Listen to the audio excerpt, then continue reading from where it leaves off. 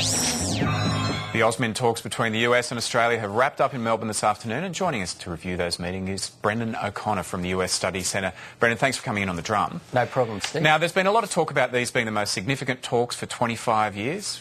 Is that true? Well, I suppose if US troops are going to be not based here but placed here, that's probably a pretty big deal. But I suppose the way of dealing with any event is to say it's better than the last year, or that it's it's the worst election campaign that we've ever had, or the worst or the best.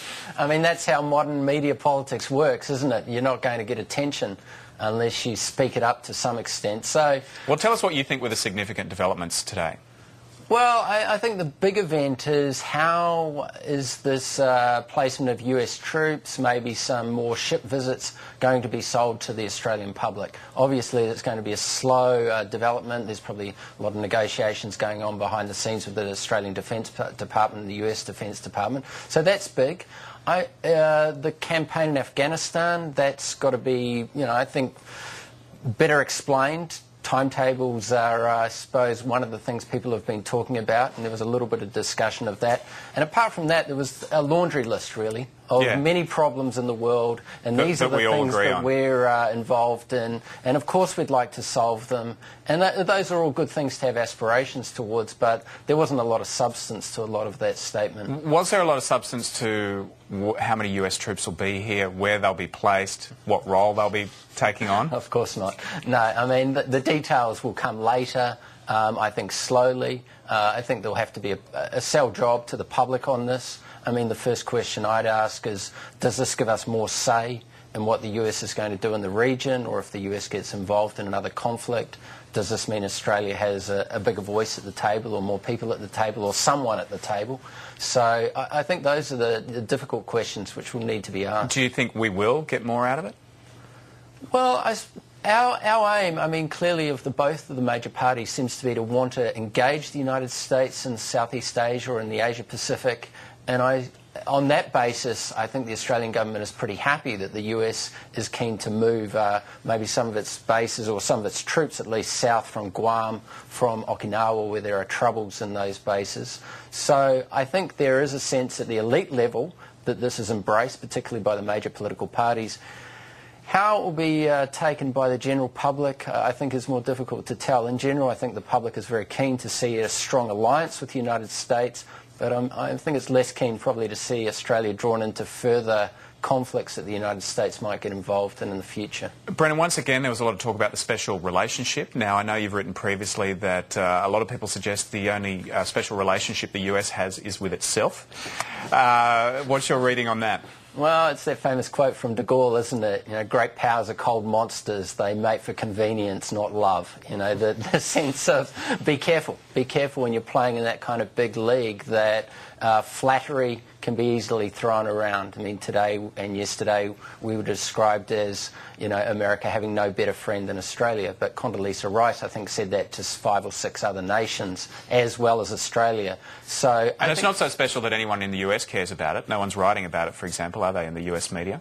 No, I spent a bit of time today looking through the New York Times and the Washington Post, looking for articles about the visit down under, and I couldn't find anything. So I think we just need to be cautious there, the sense that it means a lot to us. These visits get an enormous amount of attention, but in the United States there are many other big issues, be it Afghanistan, Iraq, the relationship with China. Australia is an important ally to the United States, and there's a close elite relationship.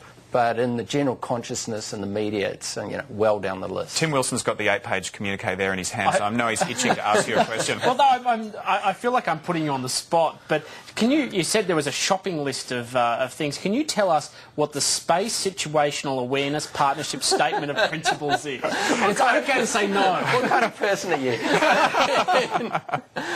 There's a lot of talk about cyber terrorism, cyber issues. Is this old Star Wars or?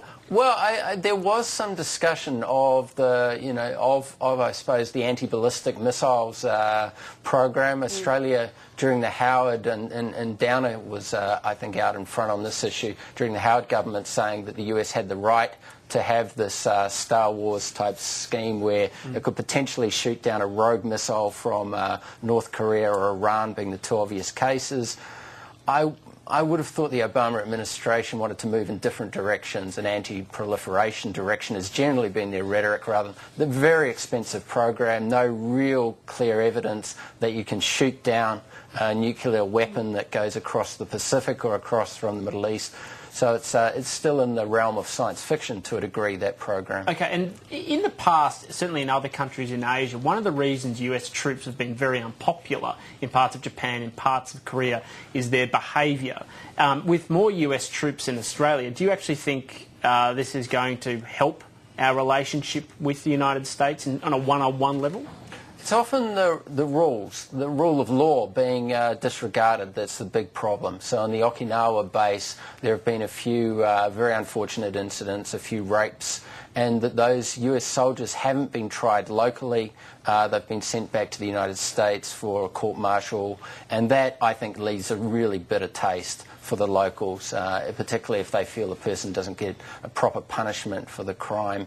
And that type of thing can leave a very bad impression, create a degree of anti-Americanism, and a reluctance, obviously, quite sensibly, to have those troops being hosted. So those have been problems, and I think the people of Okinawa have moved to a sense of wanting to have a bit more of a say about this, rather than being told by the government in Tokyo about what will be the relationship with the United States. Brendon, you've been also monitoring what Hillary Clinton's been saying elsewhere during her Asian trip. What else has she been saying in different countries, and how's it differed to what she's been saying to us? Well, I think obviously when you go to a place like Malaysia, where she was before here, and PNG, that there are different issues going on there. One of the interesting things in Malaysia she did was talk to the opposition. So there's been obviously a very long period of one-party rule in Malaysia, and to give encouragement to the opposition in Malaysia, which has a chance at the next elections in Malaysia, is quite an interesting position. I mean, it's not playing it as safe as I think Julia Gillard did when she went there. She talked more to the establishment. So are they braver about talking about human rights issues in our region than we are?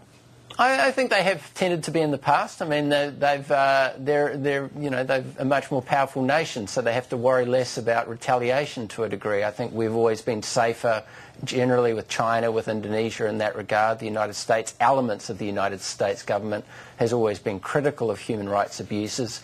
At the same time, say in Indonesia, selling arms to Indonesia as well. So it is a big, complex society, and undoubtedly it can send different messages at different times. Where we, I suppose, we tend to have more of a direct, narrower focus at times. I was just going to say, has there been any discussion at the same time of the US's evolving relationship with India? Obviously, we've got Obama's visit to India, clearly growing cooperation, perhaps even in the future, further cooperation between the US military and the Indian military. Is that on the table here to be discussed? I mean, the New York Times yesterday were describing it as the nearly special relationship. I mean, India is, during the Bush period, it really moved a lot closer to the United States. A lot of people had suggested that there was a natural affinity there because of both being large democracies. India had a very long period of a quite distant relationship to the United States during the Cold War. There was a sense that America in some ways favoured Pakistan. I mean, that tension is still there. But I think that relationship has dramatically improved in the last, say, 5 or 6 years. The issue is what kind of technologies are being sold to India. How do you deal with India around this issue of nuclear proliferation? That is a very difficult question. So, yeah, it's undoubtedly an improving relationship. And there's probably an eye to China as well with that relationship as a balancing relationship.